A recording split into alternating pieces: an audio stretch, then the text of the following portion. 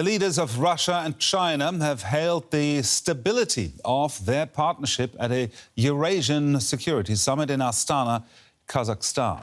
Vladimir Putin and Xi Jinping were joined by representatives from several other countries, including India, Pakistan and Iran. Russia and China launched the Shanghai Cooperation Organization in 2001 to serve as a counterweight to the Western-led organizations. Putin called the summit a key pillar of a multipolar world. Now, our correspondent Emily Sherwin joins us from Latvia's capital, Riga, as the Kremlin has banned DW from operating in Russia. Emily, let's start with the declaration that was signed today. What are the most important points of this declaration? Well, most of the declaration was very general. For example, the participants said that they wanted to develop a united and fair world. There is one point that I think is worth highlighting, and that's the fact that the participants called for a broad reform of the United Nations, including to make it more representative. So essentially, they were calling for it to be broadened, for members, I guess, of the Global South to also be able to join the United Nations. And that's an interesting point because I think it shows what's the central message of this summit today, which is what you mentioned, the multipolar world order. Putin, in his opening statements to the summit, mentioned that several times.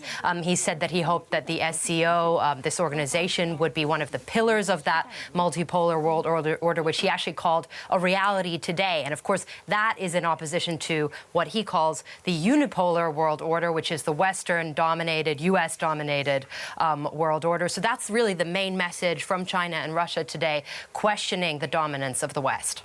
Now, the West has tried to isolate Russia over its invasion, his invasion of Ukraine. Was there talk at the summit about this war and about the future of this war? It was mentioned several times. It was, the backdrop this week with the Ukrainian President Volodymyr Zelensky, who wasn't, of course, at the summit, talking about peace talks this week. Yesterday, the Turkish President Recep Tayyip Erdogan was also there ahead of the summit and spoke to Putin, and he offered himself up as an intermediary for peace talks between Ukraine and Russia, which the Kremlin then said would be impossible, the spokesperson for the Kremlin.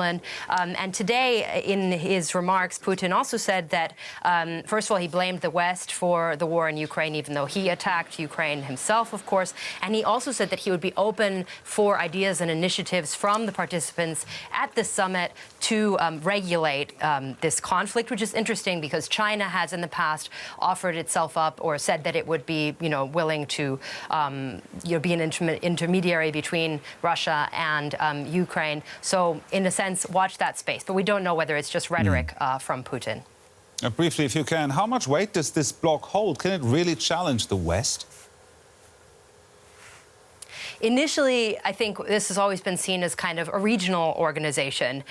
Yes, more and more countries are joining this organization, but I think the main thing is that it's symbolic of the deepening friendship, the deepening relations since the Ukraine war began between China and Russia. That's one point. And some people are talking about this being an anti-Western bloc, even a bloc of authoritarian states, which, of course, has been highlighted today by Belarus joining the participants. And, of course, this is an opportunity for Putin to just show that he has friends and that he's not as isolated as the West might think he is.